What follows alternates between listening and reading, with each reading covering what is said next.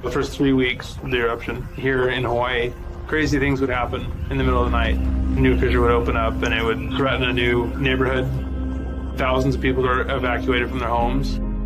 I started the Hawaii Tracker Facebook group to help people understand what's going on and get their questions answered. Hey, how's it going? We're live. This is Fissure 20. We had hundreds of people all throughout the neighborhoods sending in videos, articles, and images. We spend a lot of time making sure the accurate information gets out. This is live. There's still lava moving. They weren't just sharing a story, they were helping their neighbor. If a family was being evacuated, the group would just jump in and help out. So it was huge. They were watching out for each other. Hello everybody, thank you for coming. Thank you for the support from everybody. As we go through this, we're growing closer together as a community. When tragedies like this strike, you really realize how much you need each other.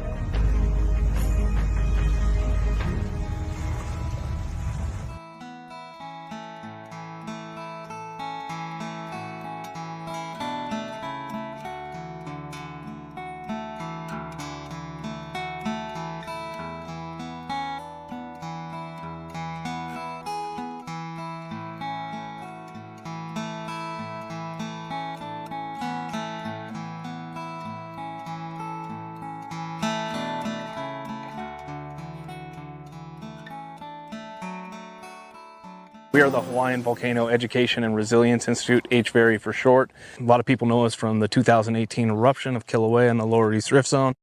Working under Hawaii Tracker on the Facebook group. Since then, we've been trying to carry on and take the lessons, the hard lessons that were learned during that eruption and try and prepare for the next major disaster that comes to our island.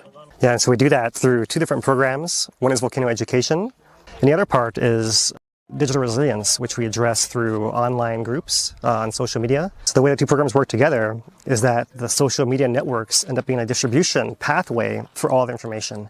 And having that network in place means we can provide more than just volcano education, but any other preparedness information as well. What we were working for really came about in the Mauna Loa eruption in 2022. Within hours of that eruption starting, we had the mayor, Mitch Roth, we had USGS HVO Ken Hahn on the stream trying to help flush out a little bit of the ongoing because it's so new. It's completely different from our previous major eruption, which was 2018.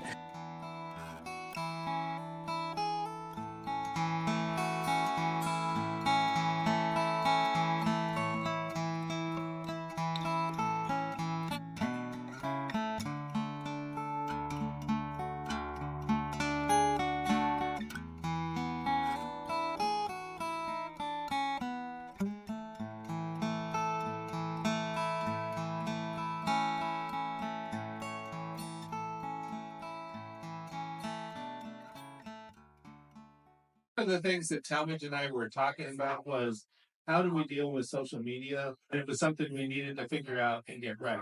Our job is to get information to the public and make sure that the public get it as well as possible and as correctly as possible. When Philip and Dane started coming to and live streaming the meetings, it was great because we were reaching more people than we normally would. So when the eruption actually happened, we had this relationship. The interviews we did during the eruption, the most fun ones were the ones with Philip and Dave because they were more relaxed, and we knew we were getting to the local community, and people were asking questions. So those were the best. I think I just want to really give a shout out to those guys and how we worked as a team on this eruption. It really worked out well, and we got to a lot of people we wouldn't have normally gotten.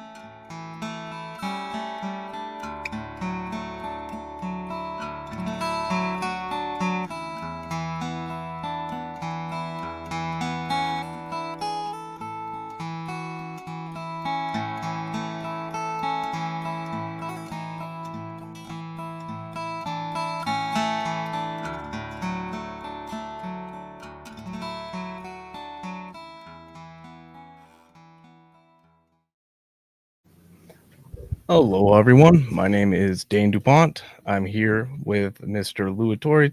We're going to be giving you your Hawaii volcano update for March 13th, 2025.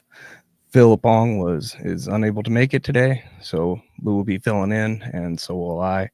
We'll go over the latest up on Kīlauea, including recapping the most recent episode 13. Go over that. We'll look at some of the trends that have emerged in this eruption. But first, how are you doing there, Lou? I'm doing pretty good. Trying to stay dry up here in the hill, but doing good. Yeah. All right. So I think we can go ahead and dive into it. If you do have questions, go and put them in the chat. Some of them we might have to hold for next week if they're overly technical and need Philip's expertise to step in on those. So with that, I believe we can go ahead and move into our summary.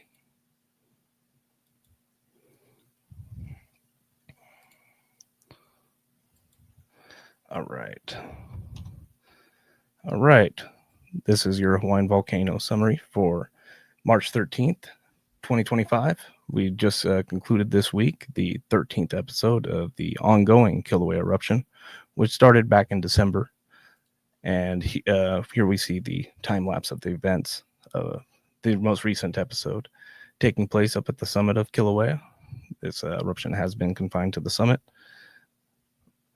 And we'll take a look at the thermal of that same eruption. Make sure we get back to the beginning. And this was a quick lava flow lasting around roughly 12 hours, a little bit over. And again, very characteristic of the previous lava flows. It feels like we're kind of in Groundhog Tuesdays for Kīlauea with these cycles that we've been going through, and them being basically on weekly. Very interesting time. So we did get a new map released from the USGS. This one is before episode 12, and so it depicts the first 11 episodes, and we can see it's covered much of the crater floor there and extending up to the September 2023 flows. The most recent update from USGS HVO says that the eruption remains paused given current rates of inflation. A new episode is likely to begin within the next 5 to 7 days. Again, inside the national park at the caldera itself.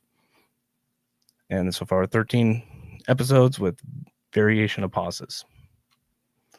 These have been characteristic, most shown in the tilt. So here we have the 1 month tilt plot from UWD. And we can see this as soon as the threshold essentially is exceeded, the eruption starts, we enter this deflationary tilt. And as when the tilt reverses and starts to inflate again, we then see the fountains turn off. So this is that cyclic eruption. We also still can see these, what appears to be these diurnal bulges, these bumps that appear midday each day, and still have yet to hear those really well explained, but they are there. And we do see a rebound of roughly 5 microradians of tilt since the pause in this last episode. We have USGS has a list of the 13 episodes and their start-stop times, and as long as their duration of this one's 13 hours. And we will see how long the pause is for this one. We can see that they've been previously about 5 to 7 days. One of the main things that we've seen that come out of this eruption was a lot of SO2 and tephra. The amount of SO2 that was able to be measured during the peak of this eruption was 40,000 tons a day. And then it backed off to a few thousand tons right as the fountains died off. But it produced a huge amount of pumice, all this tephra, out on the south side of the caldera. It was a place that is closed to visitors. And it says here USGS was able to encounter up to a half a meter or half a yard thick of new deposits a little further down this road. That also has created Pele's hair that has been wafting down into the Ka'u area. And here was some that was found by Bob Martin, who he shared with us at 30 miles away from the eruptive center. So plenty of that fiberglass filament out there. Looking at the SO2, the VOG, we do have still some poor wind conditions, not great wind conditions, moderately bad wind conditions, or air conditions, on the west side of the island. And while on the east side, we got some good quality air still. Transitioning from the state side over to the purple air community monitoring, see a similar trend. East side air is good, west side moderate conditions. So still seeing some impacts of the VOG for those that are still sensitive to it. Looking at earthquakes, we don't have a lot of earthquakes really to talk about, only a good amount of small ones, mostly around the south flank of Kīlauea, as well as a few up at the summit itself, earthquakes themselves, as well as the volcanic tremor diminished as the episode began and then waned. We also have in the bottom left those deep Pahala earthquakes in blue. Earthquake counts per day, earthquake rates. We see they're still relatively low, even though we are in an ongoing eruption. But once you're in that ongoing eruption, earthquake rates are usually pretty low. Up to Mauna Loa, you can see here the Mauna Loa summit. Okay, and looking at the tilt plots, there's not a lot happening up on Mauna Loa. Tilt remains pretty constant. The one somewhat interesting thing is that over the past month, we've talked about this inflation on the GPS seen on Mauna Loa, and that seems over the past couple of weeks to have leveled off a little bit. And we're just looking at the earthquake counts around the island, still relatively low, with a few earthquakes out over the past week down near the volcano formerly known as Loihi. And finally, we'll just look at those air conditions again from the VOG. Oh, that's one too far. That'll do it for our Hawaii volcano summary for the week. All right. Now this is hazard time.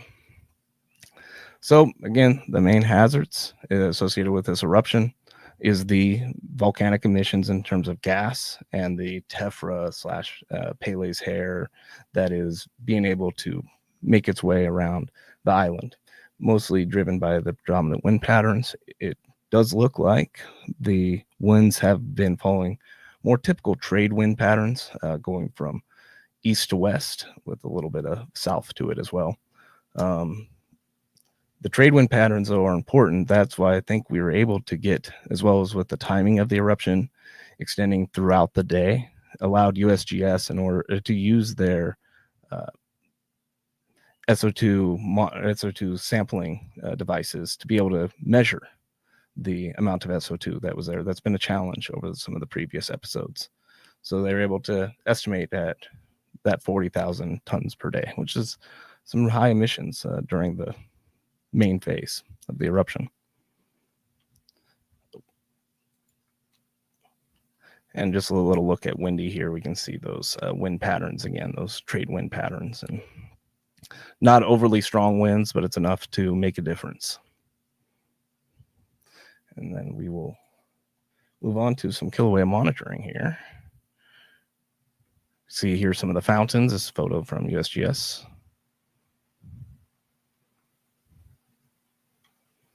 And I just want to replay some of the sequence that through the USGS updates.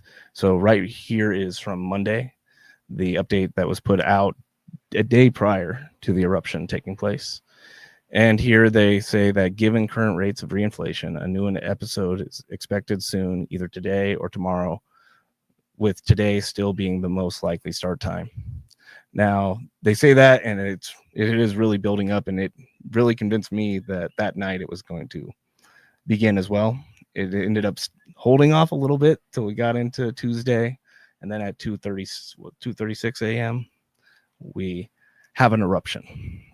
The eruption started somewhat small with the fountains within the first half hour, moving up to a couple hundred feet, a few hundred feet, and then by 3:30, an hour later, we were at 400 to 500 feet fountains, which I think continued to possibly grow from there, up to maybe, I think I saw a little bit later in the next episode, or the next update.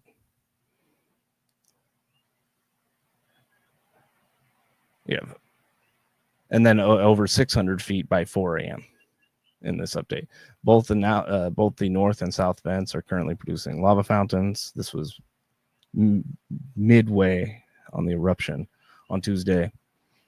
And we also, at that point, had 40 to 50% of the Halemaʻumaʻu crater floor covered with lava. And the one interesting thing on this one, it was also one of the ones that we saw a little bit of activity, which started around 1:30 in the afternoon on Monday, and a small little baby fountain in there and a little bit of lava, but it wasn't until Tuesday that the fountain really started and the full episode kicked in. We've had a couple of those now. Yeah, Lou? Yeah.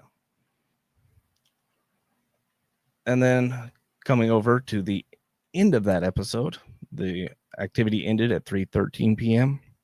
The north vent ceased abruptly. We will have that, be able to show that in a little bit, at 3:11 p.m.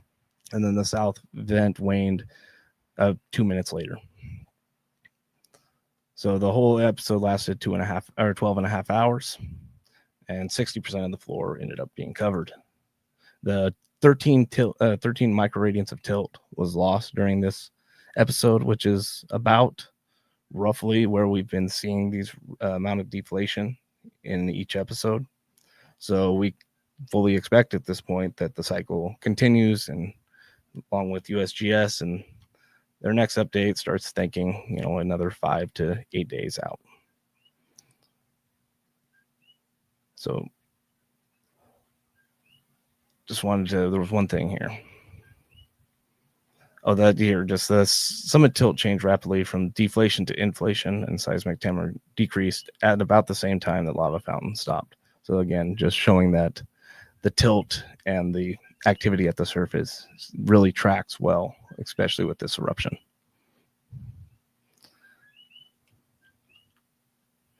And here we have that very beginning of activity that, as I was talking about, that just before it starts really going off, that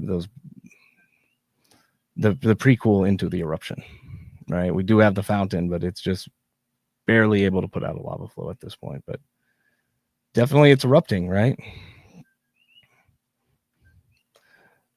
Moving on a little bit, we're going to get into some time lapse here. So let's kick it over to observations. Oh, we want to show the full eruption here. And we see those two vents and then the sudden shut off. And as well as, the lava lake itself still being an active feature for any visitors or anybody going up there. So it's not like you perfectly have to time the eruption to be able to see something cool, even if you miss it. Those post-eruption lava flows and the different, like the breakouts that we've seen throughout this eruption have been pretty cool, especially even after it ends. So here we have the B2 camera and that impressive lava fountain getting up over the caldera edge now, and it has been for 2-3 episodes, Lou? Yep.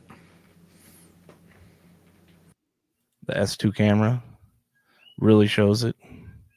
We see that was powerful, that powerful start, and then the fountains gradually die off and then rapidly die off at the very end.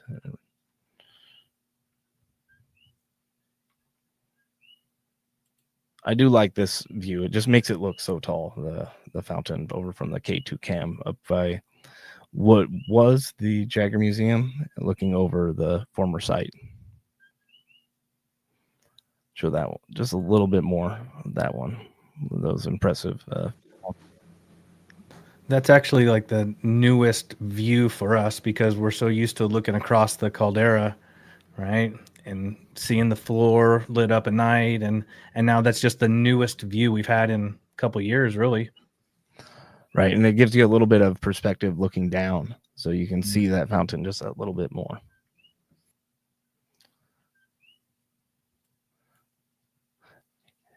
I do want to, we got to kind of step through the beginning of this one. Let me see if I can get it paused and go frame by frame because it starts rather rapidly. So we see the small fountain with the lava flow extending out, right?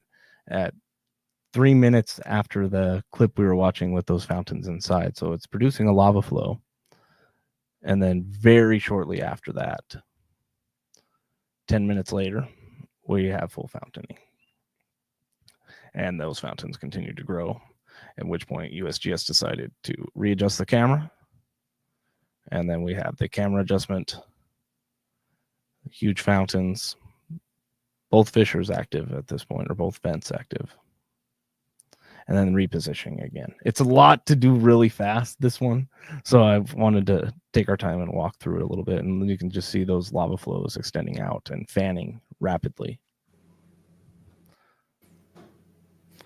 This fountain came up so fast that USGS didn't have enough time to back the camera lens out. And then they zoomed it back in more recently, right? If you look at the image that we started with, it's back zoomed in, so you can see those details. But then somebody has to adjust it on USGS's side. You know, they'll do it remotely, but they do have to adjust it to, you know, fit whatever the eruption is. So that means at 2:30 in the morning, somebody from HVO either had to do it or contact somebody on the mainland, which then did it even further away. But it's something along those lines. So it can be forgiven to be, you know, having to adjust a little bit. And finally, one last webcam up from the slopes of Mauna Loa. And really, we just see those predominant wind patterns here and the VOG being pushed off into the normal direction of Ka'u. But this also really shows that why that tephra got deposited so thick in that one location on the south side of the caldera, because this is where this is constantly being pushed. It's just directly downwind, and the winds don't really change over the course of this episode, which is nice. We've had a lot of days with no trade winds when the episode happens and widespread effects of the VOG. When it's predominantly the trade wind patterns, there's still VOG. There's still VOG island-wide or even on some of the other islands. It's just not as bad as it would have been without cooperating winds. So here we are at the end of the episode. And I just wanted to show that sequence of the fountains shutting off here. Because we saw this happen live, the Yalu. And Yeah. it was very rapid, this sequence. So right now we have two vents fountaining. The vents aren't producing high fountains, as we saw hours earlier, but we still have a good amount of lava being put out, and then it's done. Just like that. So it's just that the speed of that sequence there, right? When we saw some other eruptions, they take hours or even days to wane, and this one, it waned and then it shut off. Yeah, the September 2023 eruption, we watched the final 5 hours, and it slowly trickled to a stop over that 3 to 5 hour mark. This one here, you and I was even fast, right? When that happened. This one here, you and I were looking. We looked away to look on something else, and that's when we said, "Oh, it's over, so fast." And I don't think we're going to get the shut off of the second vent here. We might in this video because it is only 2 minutes apart. But we have that south vent still actively producing a fountain, and we might have a little bit of, it might catch it here. But really cool just to be able to have this camera up there, and one of the assets that we have to be able to, keep an eye on the volcano. And there it is. There it goes. One last little splash, little gurgle, and we're done. Pretty cool sequence though, just to happen so fast, because I remember what you said, one of the fountains shut off and I started doing something and then it's like, oh, we missed it shutting off entirely. Because it just happened so fast. All right. But in that video, we have a cone from the June 2023 eruption that we can see just the top of over there, and it lets you know just how much lava has been deposited over the course of this eruption through its 13 episodes. Getting up there. And I just wanted then to show that in the bottom left here, you can see that little top of that former crater from the June 2023 June 2023 eruption. And then over on the right side in purple, the eruption of September of the same year. Still in the lava lake and still protruding out from the active lava flow and the lava lake, and that jelly donut, as we like to call it, of lava and rock and everything mixed in there.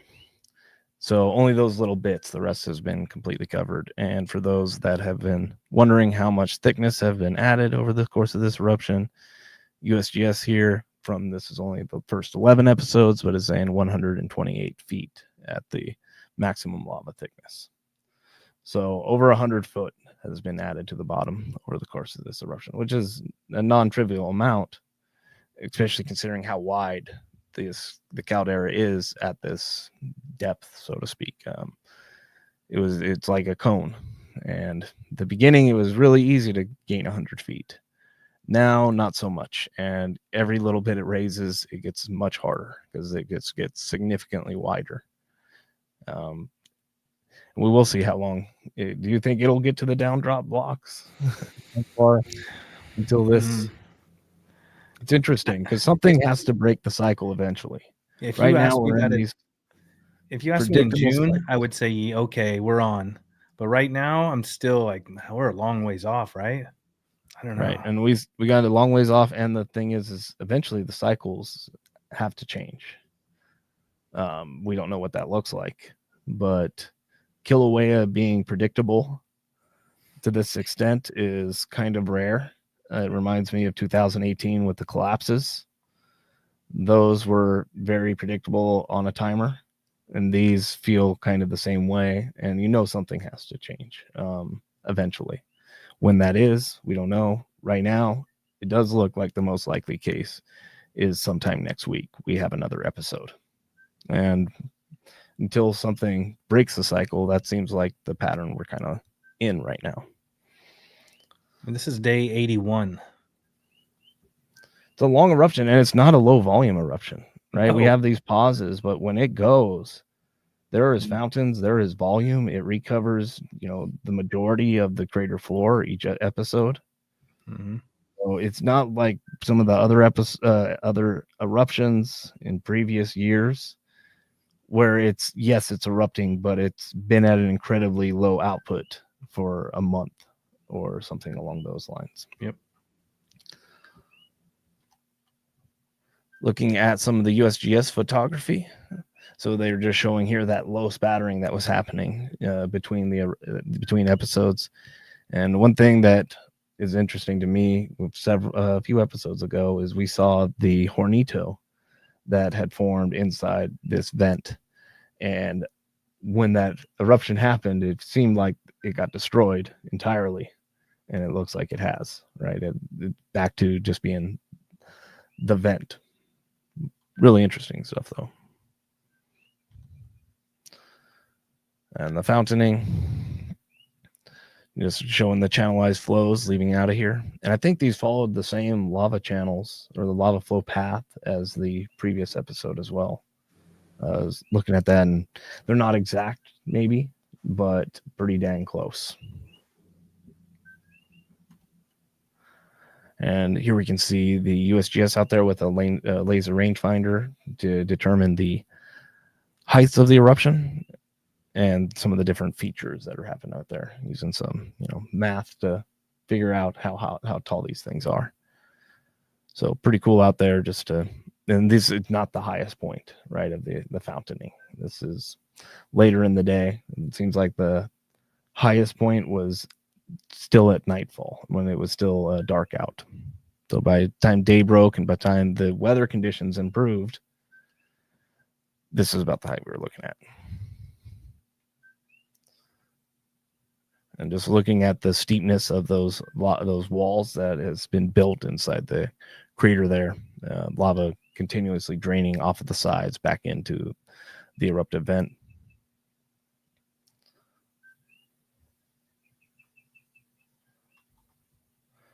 And finally, them out there servicing their webcams. This would be one of the cams that takes photos every 10 minutes roughly and then transmits it back. This would look to me to be what, the S2 camera? Yeah, That's S2. Yep. Just the angle there. One of the best angles for this eruption. And not only did they go all the way around the caldera, they did go down there into the caldera to get some samples. So it says at the front of the channelized flow from the episode 13 North Vent Fountain in Halemaʻumaʻu crater, a USGS geologist walks the flow margin to find a safe spot to collect molten lava sample. All samples are collected in coordination with USGS or with the national park. But they fly down to the bottom and land, get off, go take some samples. Real good way to get some near real-time data, and that's what it seems like USGS is trying to move towards, being able to take the expertise they have and a lot of the things that might be done after eruption ends, months or years later, and do that in a very rapid at a very rapid pace, such that they can turn around results and get them to the authorities, to the emergency managers, as well as the community in a timely fashion. And from there, it leads into our volcano watch for the day. And this week's volcano watch from USGS is looking at CO2, particularly these fluid inclusions that include CO2. And this has been, I remember Phil talking about CO2 inclusions going back to 2018 and the importance of them and our lack of ability to use them in any kind of meaningful way. They're something that's very useful, but it wasn't something that we could figure out in any time span that made it useful at the for the eruption that we're going through. And what these can help indicate is the depth of the magma in which it's coming from. So we can see this diagram here, and in the middle there, we can see the HMM, Halemaʻumaʻu, as well as the deeper and larger South Caldera as SC. And at the bottom of those are these olivine crystals, which carry within them the fluid inclusions, which consist of CO2. And this isn't true for all volcanoes, but in Hawaii, Kīlauea, it works particularly well. So what they're able to do in collaboration with the University of California, Berkeley, is go gather samples of tephra following one of the eruptions in September 2023. So that down drop block eruption that we were just looking at, collect samples from it, mail them to the mainland, and in there, I think they mailed them. I believe they mailed them. Yeah, they mailed them. They mailed them, and with they got the samples, and within a day they were able to process over a dozen samples and determine with a fairly high degree of certainty that the magma that was erupting was from the shallow magma chamber. And this is a more important thing when it comes to predictability of an eruption. 2018, part of it is that some of the magma wasn't so shallow. It seemed like it was from a deeper location, which adds another variable into the mix. So when everything's shallow, things seem to be more predictable, more calm almost. So we even see that the day 1, day 2, day 3 progression in terms of depth and the progression, the duration of the lava of the eruption. So starts out shallow and works its way a little deeper before eventually turning off.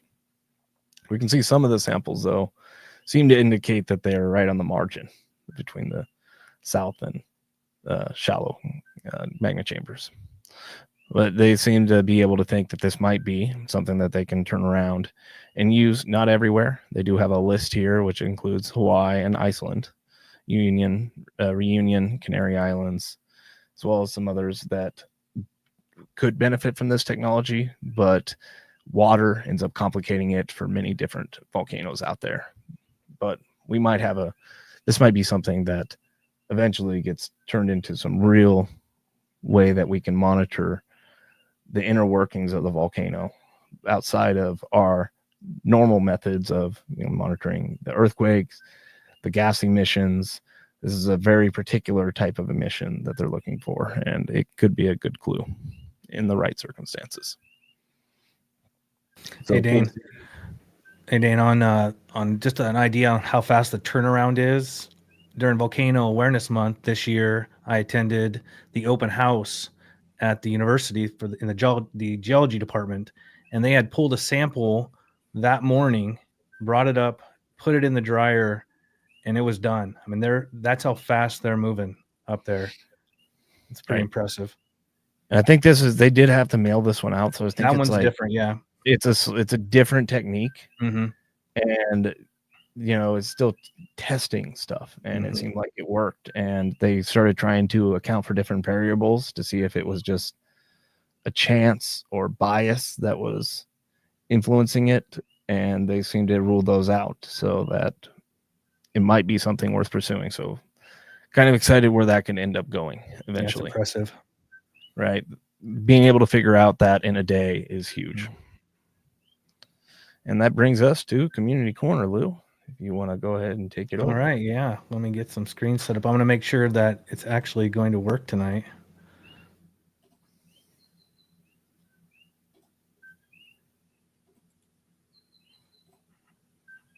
All right. It's on the screen. Let's make sure.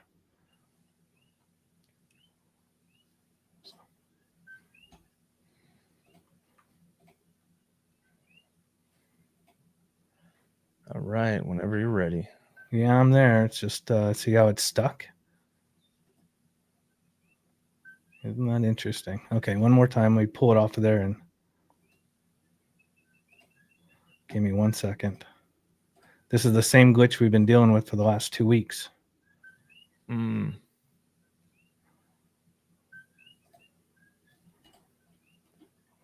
Look how that does not want to work. I see it. I don't know. You should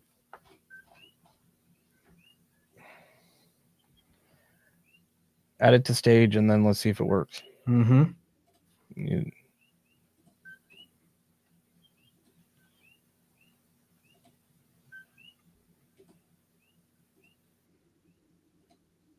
Click on it. See if you can add it to stage. It's not letting me. There you go. Wouldn't let me add it to stage on my end. Well, thank you very much. All right. March 13th, Community Corner. Technical glitches, week 3. All right. Let's see what's going on here. We do have our alerts that are going on in the park still. The park is under a 2-year renovation, so be aware. The Yellow Jackets are still out there. The Kīlauea Visitor Center is closed. It is now the Kīlauea Welcoming Center. And stay within boundaries. Never enter closed or restricted areas. I do have a new picture from Yvonne on the small void that's up there near the steaming vents. They've got that blocked off, so that's another alert there. You might not see that at night if you don't have a flashlight because there's no lights out there, so pay attention. Just some safety tips. Hopefully everybody that drives know these. Follow posted limits and drive defensively. There are your lookouts. Give a reminder that Volcano House is the easiest, just the parking has been limited. I did get an update today that the visitor center parking area is a little bit more opened up there, but know that it's going to be packed when the eruption is happening. Volcano has parking also. Volcano House has parking also, but it's small. There's not a lot there. If you are need a wheelchair accessible, you are going to go to Volcano House for viewing or Waldron's Ledge. Those are the best options to keep you off the trails. There is a new shot that I got from Yvonne on them starting the demo process up there. There's no after dark in the park, and there are no Naleo Manu activities going on. Kahuku unit will have some events here and there, but they are not long-term forecasted. So you got to check back with us. KBC restrooms, sidewalks, water stations, they're limited. They're very limited. Bring everything that you need. There's it says Kīlauea Military Camp, but that is our new welcome center. And off to the right, I got another new picture. These are the new benches up at where Jagger was, the Jagger Museum. It is the Waikahuna lookout. The parking lot is fully opened up there, but you can't access these benches yet. They're still working on it, but it's nice to see the little bit of progress. With the stoneworking there? Those What's ones? that? The ones with the stoneworking in the back? Yeah. Yep, these over here. Right. And with one of the cams, I don't remember which camera it was that was shining down, shooting down towards the caldera. You could see the vents coming over the rim. You could see the new building activities going on. It's kind of cool. There's the road work, water pipes and water lines. And this is what I'm talking about when you need to drive defensively, because there are a lot of blind turns in this park. When you head down to Keanakekoi, Devastation Trail, parking lot, chain of craters, you're going to experience blind turns. So drive defensively, drive slow. That is a shot of the parking lot when nobody's there. And that is a parking lot when it's packed. Please secure your valuables. There have been some unfortunate incidences with people getting their vehicles broken into. So please lock your vehicle. Just don't leave anything valuable in there. Right now, I haven't heard of any problems at the Devastation Trail parking lot, but I have been hearing of problems at the Kīlauea Overlook parking lot. Hawaii Volcanoes National Park update. Good news. The overlook and parking lot of Pu'upuai have reopened. This is the view for Kīlauea. So that's always nice up there. The Nene, the Hawaiian geese, families that were in the area are safe and thriving and have moved to a less public area. Or like Dane likes to say, maybe to the golf course. If you are looking for an adventure, you can take the red line from Hilo all the way up to the park on the Helion. I still have not talked Dane into doing this yet with me, but I'm working on it. For those of you who have emailed me, don't you worry. When he's got a few hours free, we're on it. Big night tonight, lunar eclipse. There are two ways you can watch that.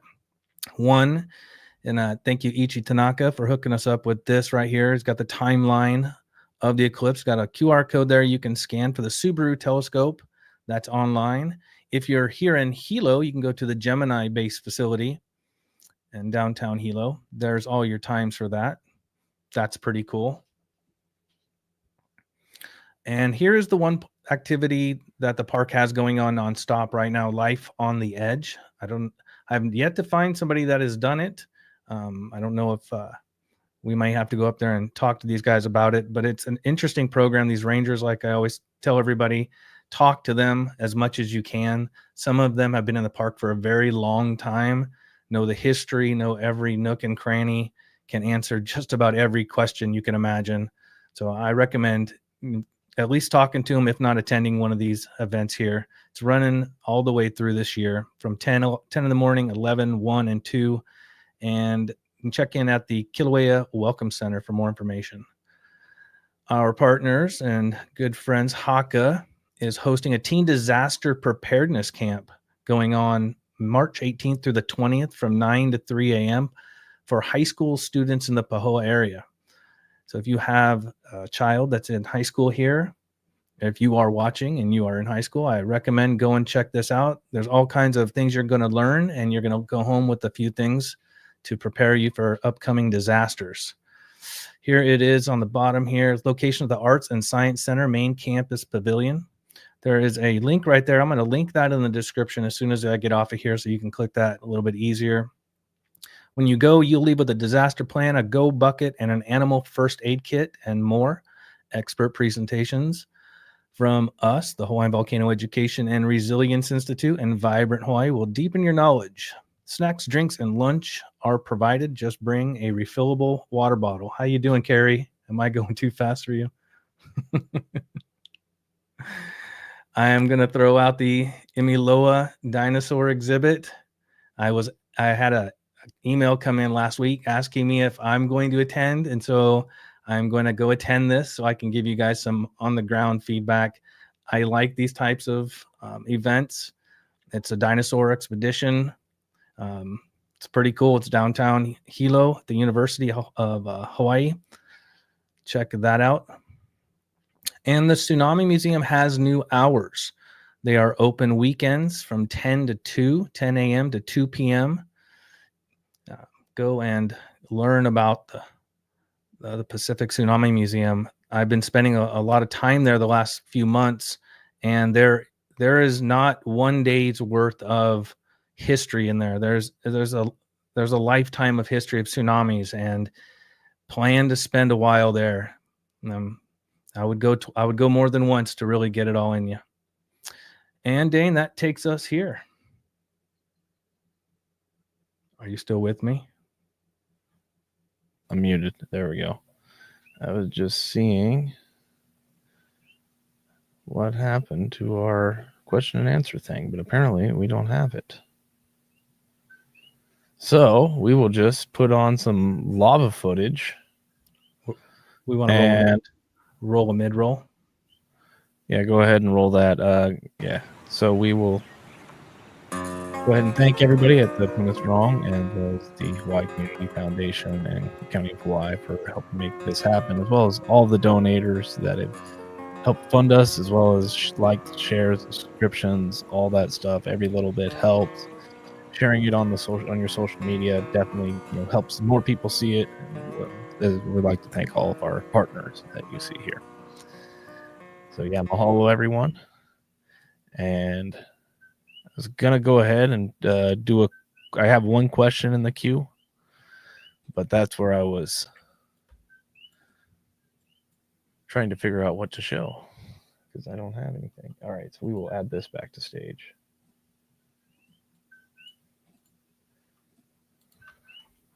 And go ahead and take question here. And the only one I got right now, I guess there's two actually. Go ahead and do both from Nicholas. Are the two fissure vents now taller than fissure 8 from the 2018 eruption? I tried to look this up, and I don't see any real heights for the eruptive or the cinder cones for 2018. They looking at the height of the fissure, knowing that that's 600 feet, it does look like roughly a third. So I would say roughly 200 feet, the size of the cones, maybe from the bottom to the top. But that's roughly the same size as 2018 during its peak cone height. Now, after 2018 ended, a lot of the tephra and stuff on top compressed, and it ended up settling out at around 180 feet tall, that cone. Whereas this one, with the hill on the backside, I assume it's actually taller, right? It depends how you measure and stuff like that. With the being propped up by the hill on the back, that might be 300 feet or more. But the big difference is the height of the fountains. Where fissure 8, it wasn't getting much over 240 feet, maybe 260 at its highest fountaining. The thing about 2018 was the volume of those vents. It felt like it was 3 vents combined to me when I was watching it. It was just a huge amount of volume, even though it wasn't that tall. These are 600 feet, so tremendously tall, and not the biggest we've ever seen on Kīlauea by far, but I put them in the tall category. Yeah, that's the biggest difference between the two. And we did have a $10 donation. I want to shout out from JW. Thank you for that. And the other question from Nicholas is the eruption from old or new magma source in Pahala.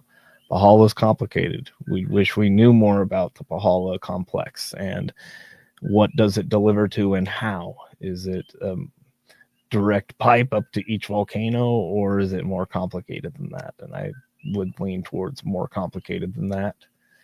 We're still waiting for one of the research papers, which is hopefully going to shine a light on what is happening down in Pahala. But we did have seismologist Brian Shiro come on the stream a few years back and basically tell us that there isn't a correlation between Pahala activity and surface activity. But, the connection, how it works, stuff like that, that's stuff we need to figure out. It would be nice to be able to look at Pahala earthquakes and be like, aha, in 1 month, this will happen. we're not there yet. We're far from there. So, and I think that'll do it for our questions today, unless there was anything new that came off. Nope, we're good.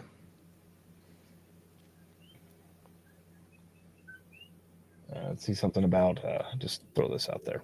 Is Hawaii still having rivers of lava from this eruption right now or no? Not at this point, right? Those would be right around when it gets going until maybe 12 hours afterwards. You could still go at night and see something of the, what remains of the lava rivers. But yes. All right. I think with that, we can go ahead and get into our special today. We did set up something kind of cool. Once we've done it before, but we like doing this. We go ahead and go back to Kīlauea observations, but we gonna look at some of the stuff our contributors and our photographers have put up on Hawaii Tracker. So one of our specials of featuring many of our contributors. Dana, what you hit that add to stage for me? And there you go. All right, thank you. So to start off, we have Jonathan Hanley coming in, and a half hour after it starts, so we can see those. The northern fissure has reached probably 400 or plus feet at this point, and the south vent has yet to reactivate fully. You can see that there is some fountaining happening in there, but very shortly after this, it increases dramatically. We have some shots from Yvonne, who was up there also that morning, got on the road early to get up there in the somewhat miserable conditions. There's going to be a lot of rain and a lot of hardships to get these photos that we're showing now. Anything that is dark out, it was really rough up there. So Yvonne gives a tip here on viewing areas. She says, I shot mostly along the rim near KMC. That is straight across from the new Kīlauea Welcome Center. So if you're looking for places to go viewing, there it is right there. Easy. And there's a close-up. So still able to get some shots out. Some awesome fountaining going on. Go ahead and cue up a little video of it, shooting over the edge of the caldera, that fountain. There's a lot of lava up there. And the fade outs and those types of things, it's just, if I had the audio in these, it's just wind and rain. So yeah, thank you, Yvonne, for those. Yeah, we can see where all that tephra and all that pumice is getting pumped out. Got to be really heavy at that point. Go ahead. There you go. Yeah, I said go ahead. No, I was gonna say, yeah, just so much being pumped out while you're up there. It's crazy. And that Yvonne is a trooper, because the weather the last 2 episodes have been brutal. And for you to take your gear out there and get the shots, hats off.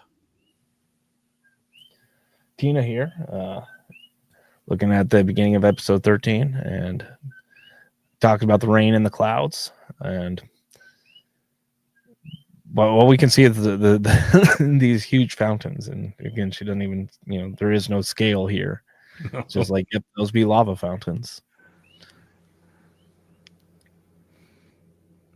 Bo, one of our frequent contributors, also up there for many of these eruptions, if not all of them, and captures some of that huge output at the peak or near the peak of the eruption episode, I should say.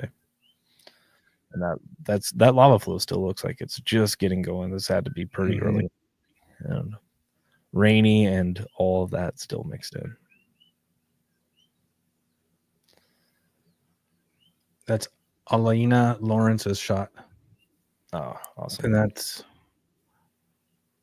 that Kiana Koi, or looks like almost devastation to me. Kind of does, yeah. It's too far to be right. Boy, it looks like devastation angle. A little less of a walk too. And then just those huge fissure fountains over. This has to be taken over by steam vents almost. Mm-hmm. That angle, yeah. Along the edge of the caldera down towards where you can't see the vents themselves, but just that huge fountain. And this from Lehulu Harris. Appreciate that. We get all kinds of different stuff over on Hawaii Tracker, photos, shorts, traditional videos. We even get some documentaries dropped in there every once in a while. And that this shot from Brenda, same angle, looking over that edge of the caldera there. So appreciate that one. You can definitely see the wind, the weather in this shot, huh? Right, and you can see it just as soon as the fountain, that very thin, foamy stuff at the very top of the fountain gets up into the air, it just starts to get taken. And immediately driven off, and will cool rapidly from there, and before it lands, one of these pieces of tephra, pumice, and there'll be a lot of Pele's hair getting mixed in there as well from those types of fountains. Yeah, lots of tour. It's not the greatest conditions, but you don't have to fight the crowd. Still a smile on the face, right? Right. Still smiling. One in a lifetime type opportunities for many. Mm-hmm. So definitely take advantage if you have the ability to go, and it's a Tuesday. You might want to just think ahead and know that window maybe is not exactly Tuesday, but it's going to be roughly, and maybe you just get lucky and time it right and get up there and get some of the first shots for yourself. The road conditions, though, it's just another thing to add to with all the weather and everything. Is there's a lot of excitement. The whole sky is orange. Blind turns, and just be careful out there. And there's not a lot of help in terms of like park rangers trying to guide any traffic or anything like that. It's kind of free for all. But try and don't do anything. Don't be that guy. Don't be that guy. Exactly. Well put. Another one from Brenda there. And then from Daniel Field. And made it out this morning to see the latest eruption. By early morning, it did clear off, and we started to get some better, conditions to take photos in. So we start to see some pretty cool stuff coming out. That little shrubbery in the foreground of the main photo there, I like that. And then Stacy looking down into the fissures or the eruptive vents. It's got to be a little later in the day because those vents aren't nearly as high as they were, more early in the morning. Did you happen to notice, Dan, the majority of the pictures were all from the KMC side, the steam vent side? We didn't get, the weather was so poor that there weren't a lot of guys going over and shooting from Devastation or Keonekekoi, where that was the primary spot the last few episodes. I don't want to walk for 20 minutes in this miserable conditions. Just get me out there and get me back. I don't know, but it also could be due to road construction because we've seen how like the roads this one gets closed. Now it's a detour here, and maybe it's just not worth the headache and just take the easy route and go grab a photo and get out type of thing. And one of our long-standing photographers here returning yet again, Cody Yamaguchi. It's a photo. I think it was Andy took this. I can't remember. But of Cody. So Cody out there taking, working his professional photographer self out there and being able to share those images is awesome. So we appreciate all of the contributions of everybody that's been here. If you like this type of stuff and you want to, be in the big community of all these photographers and all these people, even just tourists out there taking photos with their cell phones. In these types of eruptions where everything's in the caldera, everything's pretty predictable. It's more for viewing aesthetic, for cool looking photos. But when it starts to, get outside the caldera and start to get into the rift zones, then every little bit helps. I remember 2018, a pilot, Scott Wilson, taking photographs with his cell phone while piloting a small plane and just holding the cell phone up to the window and taking photos for us, and how a huge impact those photos were because we were completely blind without them at certain points in time. So every little, every person, every contributor ends up combining into what is Hawaii Track and what we're trying to do with this community sources, digital resilience, and all the things that we end up talking about. You good, Lou? I'm good. Yeah, I'm just putting up the link for Hawaii Tracker right now. If anybody has a video or a photo you'd like to share, you can do that on our Facebook page, Hawaii Tracker. I'm going to give you that link in 1 second. There you go. And this, again, has to be somewhat later in the day, just by the height of the fountains. And do we have any more? That was it. That was we got a video here. We got a whole bonus video. Oh, yeah. We didn't play any of the sounds, I don't think. We didn't get that to really come across today, but it's usually a bunch of wind, and one of them I even heard sirens going on top of the wind. But there was one video in there that we didn't get to show the sound on, but it really, unless we maybe can go try it, but I don't think it's working. That really did capture the sound, and it just sounded like a jet engine, like a very angry jet engine that hasn't had oil in a while. And rare to get those captured, especially with how much rain and how much wind was up there. And all we spent days and days and days, hundreds of hours standing there filming, and it just takes the perfect morning of just stillness at about 6 o'clock in the morning when everything is still. And it happens rarely.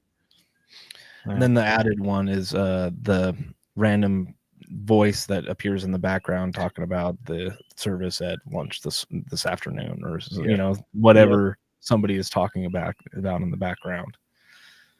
All right, that's it. We got through it all.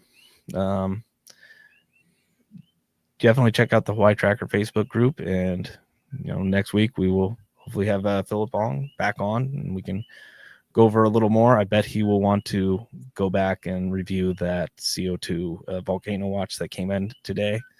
Some interesting information in there. Maybe he can talk about it a little more about what it all means. But really, we are expecting, same as USGS at this point, that next episode likely to resume within the next 5 to 8 days. I would put my money on Tuesday, because that seems to be the safe bet at this point. Tuesday, 4 p.m. No, let's not go that far. But yeah, we're just gonna keep on here. With these eruptions, with these episodes, as long as it's in the caldera and it's away from people, really it's more about the hazards being the fog and the Pele's hair. But besides that, it's mostly an opportunity to go see the lava stadium, right? That's how we've talked about it before. If it does get outside the caldera, does start doing something in the rift zones, which we don't see right now, then we would go live and try and cover that. But as of right now, it seems like the most likely case is we're here next week on Thursday talking about the episode 14. That would happen sometime next week. Do we have any new questions, Lou? No, but I do have 2 donations that came through on Monkey Pod. One from Cindy for $52.34. Thank you very much. And from Mark for $52.34. Thank you guys very much. I appreciate that there. And yeah, we're just over an hour now, and that's what we were trying to do tonight, was hit an hour, and I think we were able to accomplish that. We'll try and make it a little tighter. Just, we don't have a tremendous amount to dive into. It's mostly just recapping over the last episode and preparing for the next at this point. And just what would you call it earlier? You called it Groundhog Day earlier? No, I called it Groundhog Tuesday. Right. That's what it feels like right now. And would just, wait on it. And, I could make a poll, and to see when everybody thinks the next episode is going to be, but everybody's just going to pick Tuesday. Yep. At 4 p.m. All right. Well, I think that does it for us this week. Again, next week we'll be back, hopefully with Philip Ong, and be able to go a little more in depth, maybe cover the next episode, most likely. And yeah, unless something happens, Thursday, 5 p.m. Hawaii Standard Time. I'm Dane DuPont. Below is Louatori. We have Carrie and Dano with the ASL interpretation. We really appreciate them. Mahalo, guys. And that'll do it for this week. Aloha, everyone.